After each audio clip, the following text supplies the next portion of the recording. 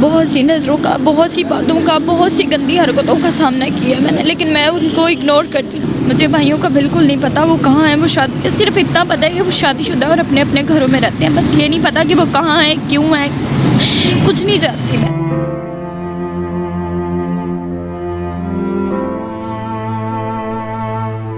جی السلام علیکم ناظرین، میں ہوں آپ کا میزبان انس کندر، آپ دیکھ رہے ہیں نیا پاکستان۔ ناظرین میرے ساتھ موجود ہیں سعدیہ۔ کہانی کچھ اس طرح ہے کہ ان کی جو والدہ ہیں وہ اس وقت سخت بیمار ہیں، اور جو بھائی تھے وہ چھوڑ کر جا چکے ہیں۔ اس وقت یہ پیٹرول پمپ کے اوپر کام کرتی ہیں اور اپنے گھر کا سلسلہ لاتی ہیں، اور ساتھ ہی ساتھ اپنی والدہ کی صحت کے لیے کام کرتی ہیں۔ ناظرین چند روز پہلے یہ ایک پیٹرول پمپ کے اوپر کام کرتی ہیں، اور وہاں پہ جب یہ کہتی ہیں کہ مجھے ایڈوانس میں پیسے چاہیے، میں اپنی والدہ کا علاج کروانا چاہتی ہوں، لیکن وہ مکمل طور پر انکار کر دیتے ہیں۔ اس کے بعد یہ وہاں سے کام چھوڑ جاتی ہیں۔ آج یہ در کے دھکے کھا رہی ہیں اپنی والدہ کا علاج کرنے کے لیے، ہر جگہ پہ جا کے کوشش کر رہی ہیں، لیکن ناظرین کوئی کامیابی نہیں مل رہی ہے۔ ناظرین کس طرح ایک جو بیٹی اپنی والدہ کا علاج کرانے کے لیے روڈ کے اوپر دھکے کھا رہی ہے، اور ناظرین سوالیہ نشان یہ ہے اگر کہیں بھی آپ جاب کرتے ہیں تو ان کو خدا کے لیے خدا ترسی بھی کرنی چاہیے۔ ناظرین ان کی آنکھوں میں آنسو ہیں، کاش یہ کیمرے کے سامنے کبھی بھی نہ آتی، لیکن آج مجبوری کی تحت یہ کیمرے کے سامنے آئی ہیں، اور اس وجہ سے آئی ہیں کہ ان کی جو والدہ کی زندگی ہے اس کو بچایا جا سکے۔ ناظرین پاکستان میں ایسے لوگ بھی موجود ہیں جو لوگوں کی آگے بڑھ کے ہیلپ کرتے ہیں۔ ان کی کہانی جو ہے انہی کی زبانی سنتے ہیں، آنکھوں میں آنسو ہیں اور درد کی داستان ہے۔ اس سٹوری کو کرنا بہت زیادہ مشکل ہے۔ ناظرین السلام علیکم۔ وعلیکم السلام۔ اچھا یہ بتائیں کہ آپ کی والدہ کو کیا ہوا ہے؟ ماما کو سانس کا مسئلہ اور ان کے دماغ کی نالیوں میں درد ہوتی ہے۔ اچھا تو ان کے علاج کے لیے کتنے پیسے چاہیے؟ کچھ نہیں، ڈاکٹرز تو بڑی ڈیمانڈ کرتے ہیں، لیکن میری اتنی پہنچ نہیں کہ میں ان کا اتنا علاج کروا سکوں۔ میں ایک ہفتے میں انہیں جنرل ہاسپٹل لے جاتی ہوں، کچھ دوائیاں لے آتی ہوں، وہ کھاتی ہیں، سکون سے دن گزر جاتے ہیں ان کے۔ پھر اس کے بعد پھر ویسا ہی سارا سسٹم، بیمار پڑی رہتی ہے چارپائی پہ، نہ بات کرتی ہے نہ کچھ کھاتی ہے۔ تو آپ کی فیملی کے اندر کتنے لوگ ہیں؟ میری فیملی کے اندر میں، میری امی اور ایک میرا کزن ہے، چھوٹا سا 4 سال کا بچہ ہے وہ۔ تو آپ کے جو بھائی ہیں وہ کیا کرتے ہیں؟ مجھے بھائیوں کا بالکل نہیں پتہ وہ کہاں ہیں، وہ صرف اتنا پتہ ہے کہ وہ شادی شدہ اور اپنے اپنے گھروں میں رہتے ہیں، بس یہ نہیں پتہ کہ وہ کہاں ہیں، کیوں ہیں، کچھ نہیں جانتی میں۔ تو اس سے پہلے آپ پیٹرول پمپ پہ کام کرتی تھی؟ جی۔ تو وہاں سے کیوں چھوڑا آپ نے؟ سر وہاں سے میرے چھوڑنے کی یہی ریزن تھی کہ میں نے ان لوگوں سے ایڈوانس مانگا تو انہوں نے مجھے انکار کر دیا۔ یہی ریزن آ کے میں نے گھر اپنی امی کو بتائی تو اس نے کہا کہ جو ہماری مجبوری کو نہیں دیکھ سکتا وہاں کام کرنے کی ضرورت نہیں ہے۔ میں نے اسی لیے وہاں سے نوکری چھوڑ دی۔ تو آپ کی جو تعلیم ہے وہ کتنی ہے؟ میں نے FA کیا ہوا ہے۔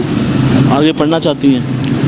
پڑھنا تو چاہتی ہوں، لیکن مجھے کوئی راستہ ایسا نظر نہیں آتا کہ میں امی کو چھوڑ کے پڑھائی کروں، گھر کو دیکھوں یا پھر کام کروں۔ تو آپ نوکری کے لیے کہاں اپلائی کر چکی ہیں؟ میں نے کافی جگہ CV ڈراپ کی ہے، مالز میں بھی کی ہیں، اسٹوروں میں بھی کی ہیں، لیکن کہیں سے کوئی رسپانس نہیں آیا۔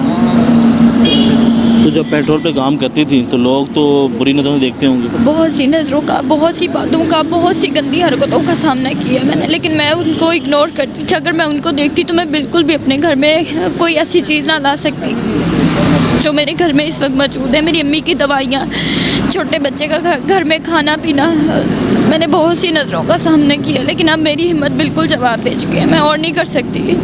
تو جو آپ کا گھر ہے وہ اپنا ہے؟ نہیں، رینٹ پہ ہے۔ تو کتنا رینٹ ہے وہاں کا گھر؟ 9,000 روپے۔ 9,000 روپے صرف رینٹ ہے؟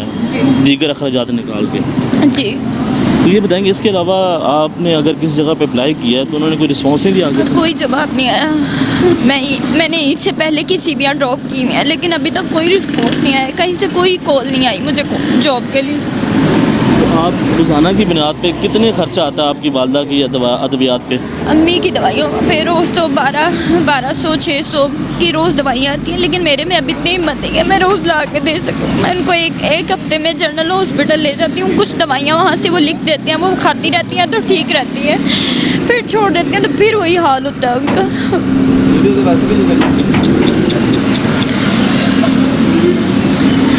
جی ناظرین آپ ان کی بات سننے ہیں کہ کس طرح یہ بے بس ہو چکی ہیں، اور ان کا یہ کہنا ہے کہ میں نے ہر جگہ پہ اپلائی کیا ہے جاب کے لیے، لیکن جہاں بھی اپلائی کرتی ہوں وہاں سے کوئی رسپانس نہیں آتا، اور ایک پیٹرول پمپ کے اوپر یہ کام کر رہی تھی۔ ان کا کہنا ہے کہ جہاں پہ میں کام کرتی تھی لوگ مجھے بری نظروں سے دیکھتے تھے، تانے مارتے تھے کہ ایک جو خاتون ہیں وہ کام کر رہی ہیں، پیٹرول ڈال رہی ہیں، لیکن ان کا یہ کہنا ہے کہ اب یہ مکمل طور پر بے بس ہو چکی ہیں۔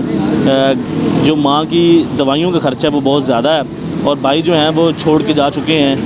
اس وقت گھر کے اندر ماتم ہے، नाज़रीन, अगर आप में पाकिस्तान के अंदर ऐसे लोग भी मौजूद हैं जो आगे बैठ के हेल्प करते हैं, तो अगर आपका कोई हेल्प करना चाहे तो आपका कोई नंबर है जो आप लोगों को दे सकें? मेरा नंबर इनके पास है जिनसे इन्होंने मुझे कॉल की थी।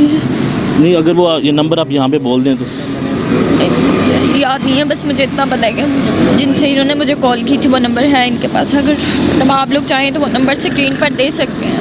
अच्छा, इतनी मुश्किल हालात में आपने किसी के सामने भीख नहीं मांगी, नहीं, काम करने पे अपने आप को मादा किया? बस मैं यही चाहती हूँ कि अगर मुझे कहीं काम, सख्त काम भी देगा ना तो मैं वो काम करूँगी, मैं मर्द बन के काम करूँगी, लेकिन मैं किसी से भीख नहीं मांग सकती।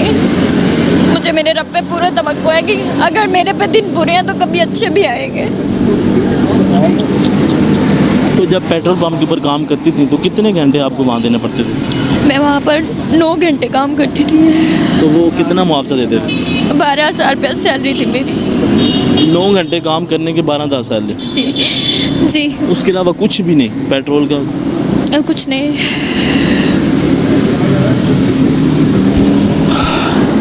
जी नाज़रीन, आपने इनकी जो दास्तान है वो सुनी है, और इनके पास आंसुओं के अलावा कुछ भी नहीं है, और इनका ये कहना है कि कभी भी कैमरे के सामने नहीं आती, लेकिन बेबसी का आलम ये है कि आज इनको हालात की वजह से कैमरे के सामने आना पड़ा।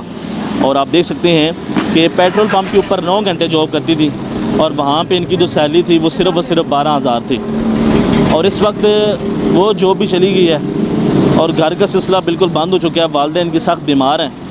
आपसे अपील कर सकते हैं कि खुदा के लिए इनकी हेल्प करें, जितनी हेल्प कर सकते हैं। ये हकदार हैं, इनके आंसू बता रहे हैं कि कोई भी इंसान जो है वो कैमरे के सामने ऐसे आके रोता नहीं है। तो आपसे जो गुजारिश है, प्लीज़ स्क्रीन के ऊपर नंबर चल रहा है, आगे बढ़ के इनकी हेल्प करें। अगर कोई इनको जॉब दे सकता है तो खुदा के लिए इनको कहीं पे नौकरी दे दे, ताकि इनका जो घर है वो चल सके, इनकी जो मांगी अद्वियात हैं वो मिल सके। तो नाज़रीन, देखते रहे नया पाकिस्तान। अल्लाह हाफ़िज़।